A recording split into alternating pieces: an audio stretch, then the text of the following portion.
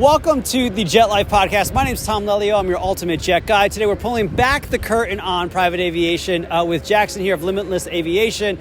Jackson, thanks so much for being here, man. Appreciate it. Thanks for having me. So tell us a little about yourself. What's your background? How'd you get into aviation? Like the rundown. Sure. So I grew up in an aviation household. Mother was a flight attendant. Father was a pilot. Same with my grandfather. It's kind of just been in our blood. Growing up in South Florida as well, it's, we're in a hot spot, obviously, so there's plenty of it here. And I kind of just moved my way as I got older. I found that I, had a real passion for it. And so from there, wanted to become a pilot. Still do. I'm working on it, getting my hours, stuff like that. And I found myself just really interested in the business side of things. And I kind of just found my way into charter brokerages. Okay. I started to become a charter broker about 1.5 years, 2 years ago.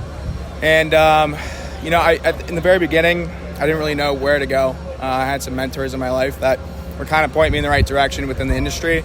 And I kind of just learned as, day by day. Sure. And it was that hot spot of 2020 where, everyone's flying private, the prices are outrageous, but everyone's all of a sudden a broker. It was kind of that situation for me.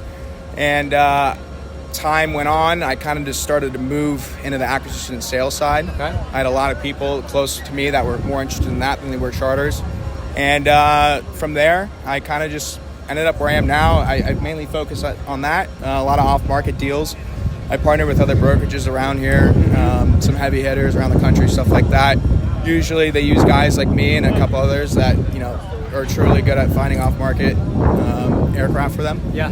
And it's where I'm at right now. Gotcha. So what's interesting is you have your own brokerage, Limitless, but you're partnering. So what does that look like? Do you call other brokers and say, hey, I'll find something for you? Are they finding you somehow? What does that look like if somebody wanted to get in the acquisition side of things? Right. I mean, my biggest advice, luckily for me, being in proximity of South Florida, there was a lot of people within the industry.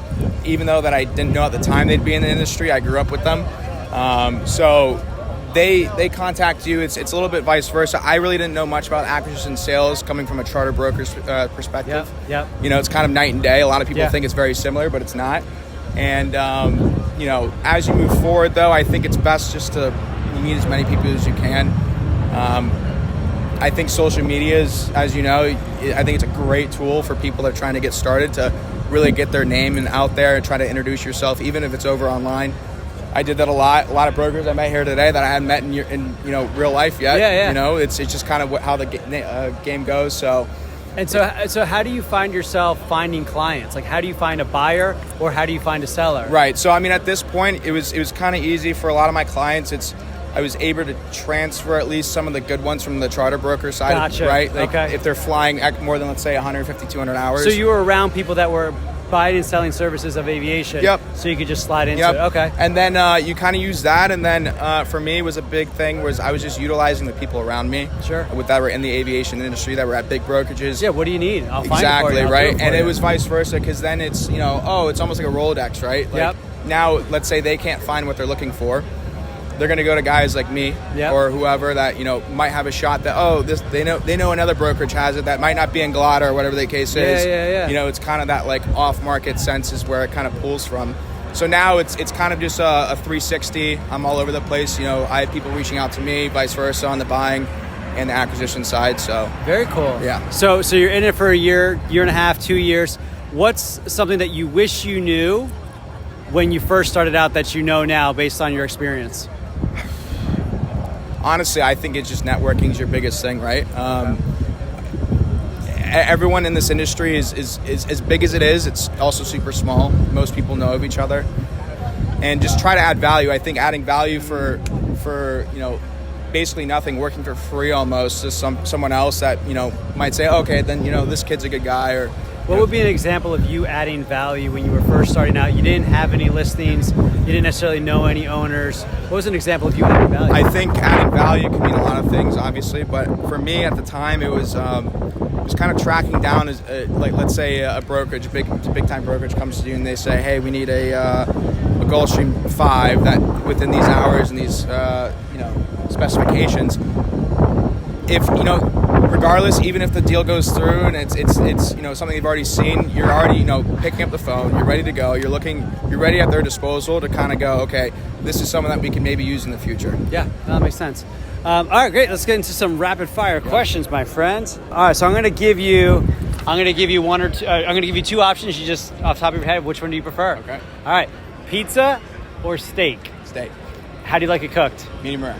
Nice. All right, iPhone or Android? iPhone. Delta or Southwest? Delta, absolutely. Uber or Lyft? Lyft. Nice. Okay. Lyft. JetNet or Amstat? Amstat.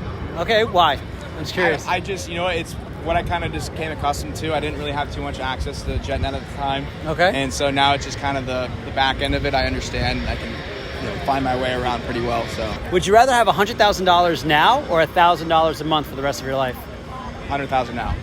Falcon or Gulfstream? I'm going Falcon. Nice.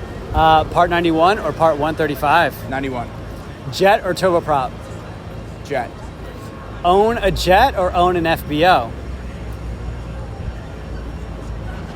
I'm going jet. Okay. I'm going jet. You're learning how to fly. Do you prefer the Cessna 172 high wing or the Piper low wing? I like the Piper low wing. All right. And last but not least, would you rather own a jet and be the pilot up front or own the jet and be the guy in the back seat?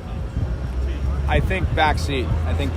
Cool, man. Well, Jackson, thanks so much for coming on the podcast. Absolutely. I appreciate it. Have a good one.